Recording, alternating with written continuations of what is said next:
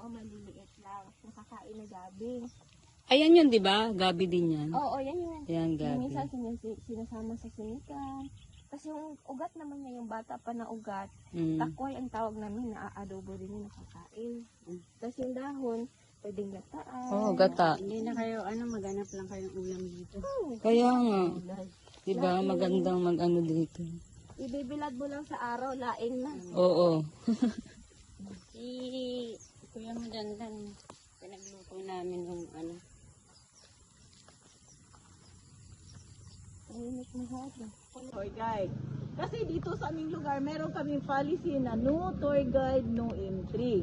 Dahil po sa aming mga monkeys na marami na pong case na nakagat sa kanila, kasi hindi po aware ang mga anong dapat gawin sa aming mga monkeys. And about sa guide, meron kaming 1:5. So, lampas 5 po tayo. So, siya si Rafael Arsolon, ang kasamahan kong tour guide na mag-assess sa inyo sa ngayon. So, about sa tour guide naman, wag naman po na kayo mag-alala kasi kami, actually meron po kaming bayad. But as of now, ang mga tour guide, wala kaming fixed na rate or fixed na amount. Just heartily given lang po para sa inyong mga tour guide. So first, pinakaunang bawal sa ating mga monkey sa ngayon, bawal talaga natin sila mahawakan kasi nasa magpanahon po sila natin. So kagaya po kasi, lalo na yung mga babae na buntis, sila po yung kadalasan na nakakagat sa mga bisita. At pangalawang bawal din natin sila eye-to-eye contact. Dahil yung pag eye-to-eye contact natin sa kanila yun, kumbaga hinahamon natin sila ng away. So pag natingnan natin sila sa mata, then nag-smile na yun ang monkey sa inyong harapan, ibig sabihin nun nagagalit sila sa inyo. So distansya tayo ng konti para hindi po sila lalo mairita.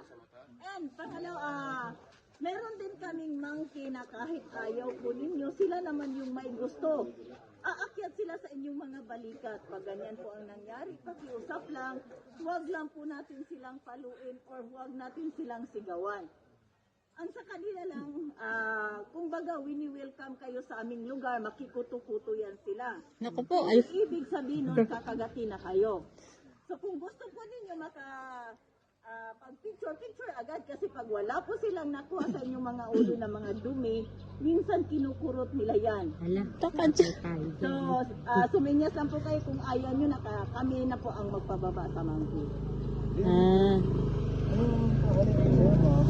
Kung kapain kayo sa monkey, pwede natin is muna yung tinapay at biscuit lang po yung kanagpili sa store. Then, kung wasoutan ka sa ating mga dress po ninyo, dahil pag muakit sa batok yung mga monkey, kita, kuto-kuto rin, baka makitan yung mga kalo ninyo, yung mga bilang sa mga talaga. Yung mga, Careful lang. ano nyo daw po, sombrero, kunin daw.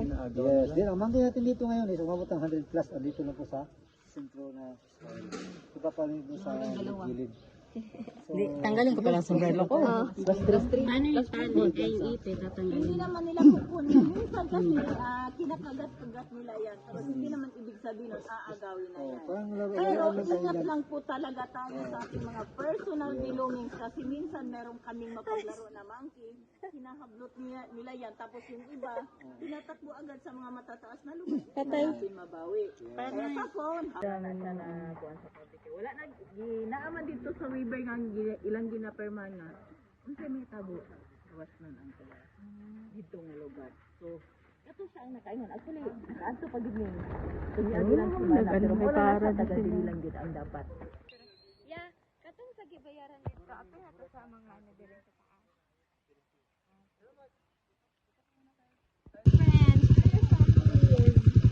Tapos akyat pa din tayo. Hindi para na sila sa Ayan ko, nakita yung zipline sila din. walang pagkain. Ay, walang pagkain dito. Tara na nga, lumipad na yung mga ibon. Ayun, ang dami nila. Ay, ayun sila.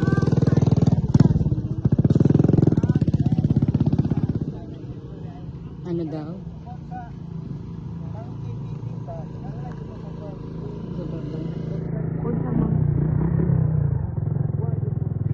Ano sabi niya?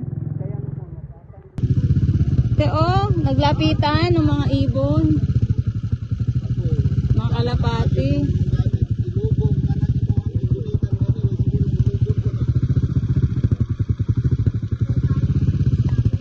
Ha? Hablot yata yung mata, parang nagkaganyan siya. Bulag siya. Yes, Nabulag. one eye na po siya. Turnover muli yan dito sa barangay kasi nasira yan siya. Nag-stop siya noong 2019 na nagkaroon kami ng lindol dito na 6.5. Pero wala naman na ano siya. Sa awa po naman ng Diyos, isili Wala. naman po nasira. Kaso sinundan po yun ng pandemic, kaya simula noon hanggang ngayon hindi pa siya naka-open. So, ang nag-ano is barangay talaga. Yes po. Pero bigay po yan ni Gob, Lala, Talinyo. Ang cute naman nito, may baby laging nasa nanay. Nagtatago siya no. Ayun yung cute yung bata, oh. Video mo ate. Ba't ito po? Natakot, nagtago. Ay nangaaway siguro, inaaway siguro yung baby, no? Yes po. Kaya po nagsipag-alisan sila pag dumarating itong mga malalaki kasi minsan inaaway yan sila baka Tinatago madali ng pa yung mga nanay eh. baby. Oo. Sabi may buwaya daw. Saan? Yung rich dati. Mag-extra rice pa kayo, ano? Hindi, sila, yung mga alam mo naman, itong mga ating ano. Ha? Sam. Ay, alam na po. Basta.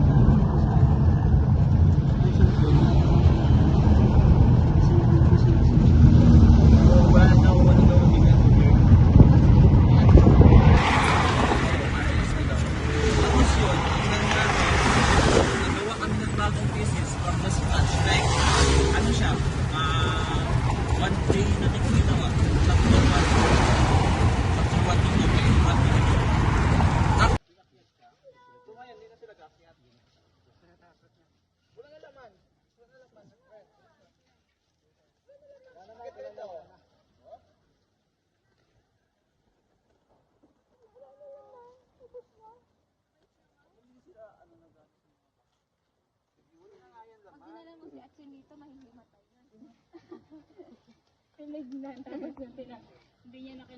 Ay, sad life.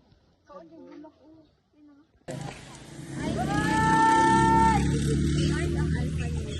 Yes po. May daan pangalan Samuel.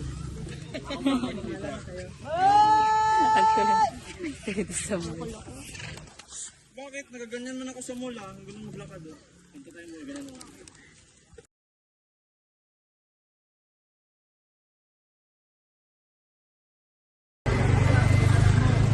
Bakit parang yung mukha ko namumula? Namumula yung mukha ko?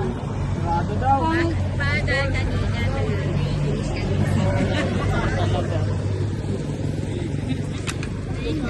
Hello everybody. Mag-hi ka nga sa akin. Hello. Messi pang hair ko. Samuel. Nagtaas yung hairband ko. Nagka-alopecia po kasi ako.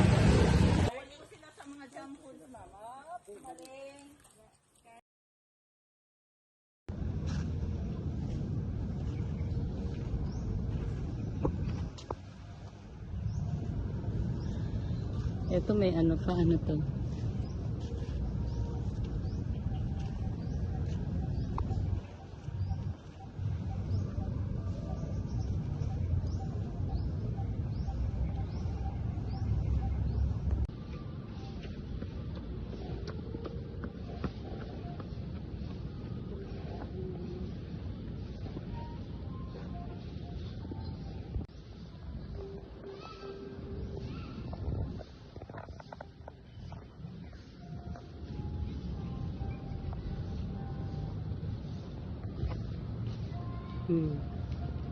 Team Faith.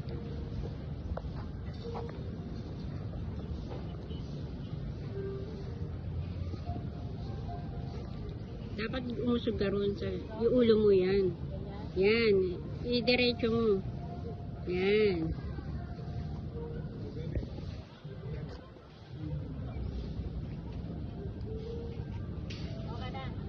O yan, okay na.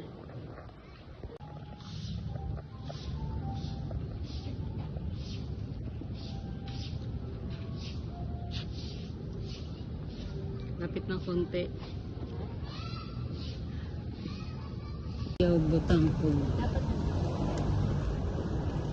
Ito, meron man din doon. Oh. Davao City People's Park. Oh, ayan, oh.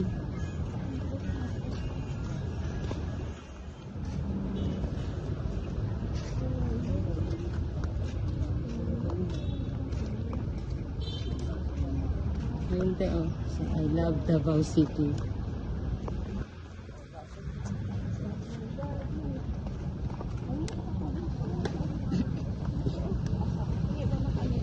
Sige.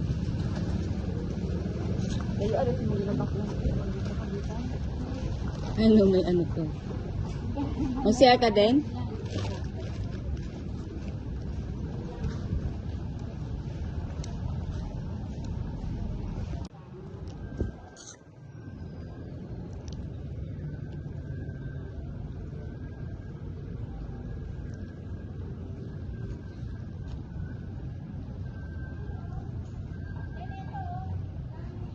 Ito nga, ang dami dito, hindi nyo nakikita. Ayan, oh. Ito rin, nakikita ko rin.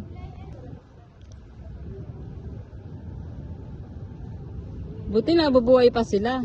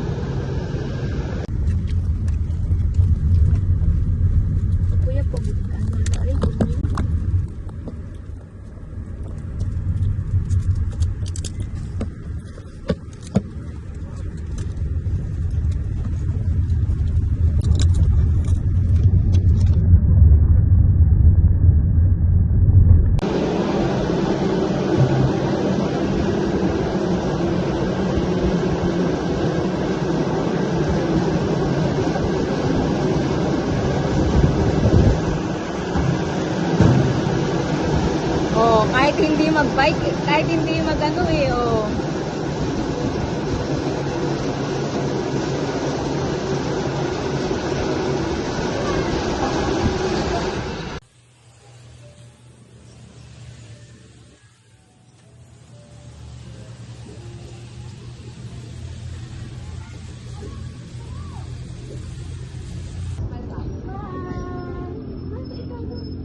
Isa si ate ah.